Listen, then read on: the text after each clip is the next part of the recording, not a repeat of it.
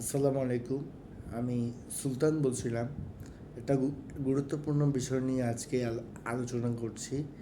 বিষয়টি হচ্ছে আজকে অস্ট্রেলিয়া বাংলাদেশ সিরিজের দ্বিতীয় টেস্ট সিরিজ অনুষ্ঠিত হচ্ছে এবং মাত্র 1.5 দিনের মাথায় বাংলাদেশের ব্যাটিং কলাপসের কারণে আমরা এক ইনিংস এবং 51 রানসের ব্যবধানে হেরেছি।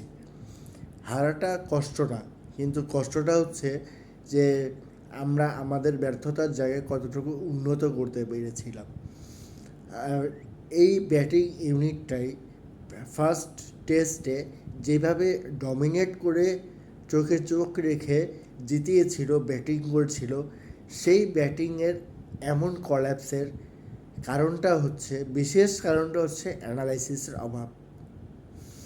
বাংলাদেশে বর্তমানে আমি জানি না কে আছে অ্যানালাইসিস্টের হিসাবে, বাট যদি এই ভিডিওটা আমাদের বোর্ড প্রেসিডেন্ট অর্থাৎ তামিম ইকবাল খানের কাছে পৌঁছে যায়, আমি তো বলবো যে অবশ্যই পৌঁছাবেন, শেয়ার করে হোক, যেভাবেই হোক পৌঁছাবেন।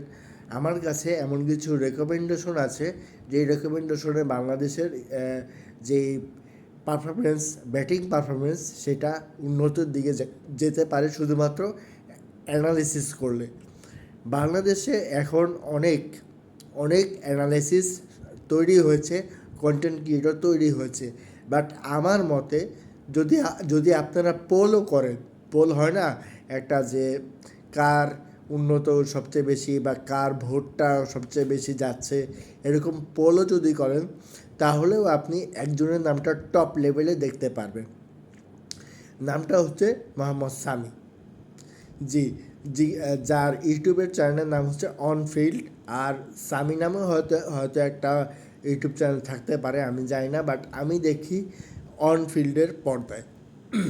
খুবই সুন্দর বিশ্লেষণ করে, খুবই সুন্দর অ্যানালিসিস করে, যেটা বাংলাদেশের পরিপ্রেক্ষিতে বাংলাদেশে যারা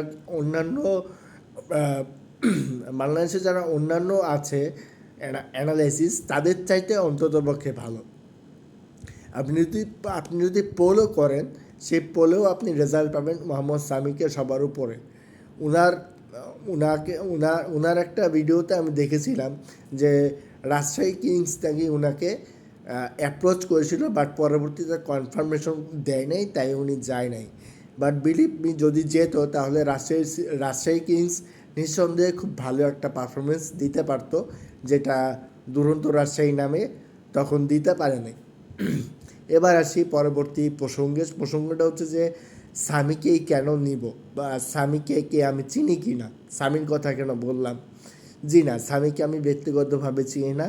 উনি একজন উনি উনি উনার আমি সামান্য একজন ভক্ত বলতে পারেন, অথবা আমি ওনার রেগুলার ভিডিও দেখি, সাবস্ক্রাইব করা আমার তার চ্যানেলে। বাট বিলিভ মি, এরপরও আমি চাচ্ছি যে সামি ভাইকে যেন কোনো রকমভাবে যেন বাংলাদেশ ক্রিকেট বোর্ড ক্রিকেট টিমে একজন অ্যানালিসিস হিসেবে নিয়োগ দেওয়া হয়। ভিডিওটি খুব বেশি শেয়ার করবেন। যদি আমার সাথে আপনি একমত হন তাহলে অবশ্যই লাইক করবেন, কমেন্টস করবেন, শেয়ার করবেন বেশি করে, এত বেশি শেয়ার করবেন যেন এই ভিডিওটা তামিম ইকবাল খান অর্থাৎ আমাদের বাংলাদেশ ক্রিকেট বোর্ডের যে প্রেসিডেন্ট, ওনার কাছে যেতে বাধ্য হয়। সো আমি আশা করছি, আপনাদের কাছে একটা রিকোয়েস্ট করছি যে প্লিজ আপনারা এত বেশি শেয়ার করুন, লাইক করুন, কমেন্টস করুন, যেন এই ভিডিওটা অবশ্যই তামিম ইকবাল খানের কাছে পৌঁছায়। আসসালামু আলাইকুম।